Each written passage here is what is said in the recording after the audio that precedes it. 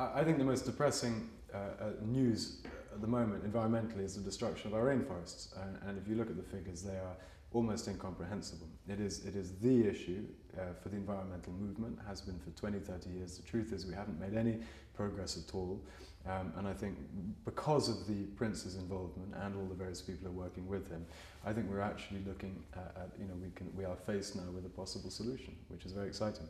I'm used to reading bad news. I edited The Ecologist magazine for years. I still run it effectively, and it's the one thing I just can't bring myself to read. Can't do it because it's too depressing. But it's and I think when we destroy the rainforests, it tells us something. I think it's probably the clearest example of how wrong our system of measuring things is. I think climate change is still, for people in this country, is still largely it's a concern, but it's an abstract concern. And therefore it is tempting for a lot of people, I think, particularly our policymakers, to just defer it, leave it to the next generation.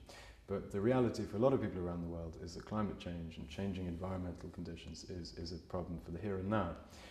And there are huge numbers of people who are already being affected around the world, and huge numbers of people are set to be affected by quite minor changes in the world's climate. The emphasis has been so often on the individual. What can you do to make a difference? You know, change your light bulbs, buy a different car, buy organic food, or whatever it happens to be. The reality is that if our survival depends on persuading each and every individual to make the shift, then we're doomed. And there's an awful lot the government can do, this government and governments around the world. Governments can set the right signals, cleverly using the tax system or with better targeted regulation.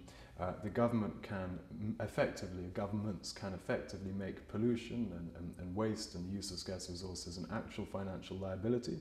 And that means businesses, the market, would begin to design these things out of the way they operate. We've got to understand the nature of the problem. In my view, the nature of the problem is a market failure. The market is the most powerful force for change, other than nature itself. It is blind to the value of the environment. It has been for generations. The effect is that it's been an engine of destruction. We need to find ways of writing the value of the environment back into the market so that the market is literate environmentally. If you do that, then I think you can trust the market to deliver, but we've got to do it now. You create the right framework, create the right signals, put a value on those things that are valuable, put a cost on those things which we don't want, and I think the next generation would then be able to, would find themselves operating in and existing within a system which is really good, not bad, to put it crudely. The orangutan is an extraordinary creature, and it's very, very depressing to think that we might be losing it.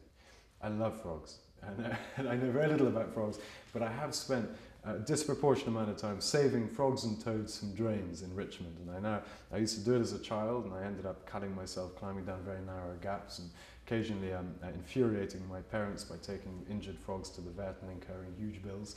And I have since managed to hook my own children into the same obsession. So only a few hours ago, yesterday, I was down the drains collecting injured toads and frogs, and my children have inherited that particular fascination.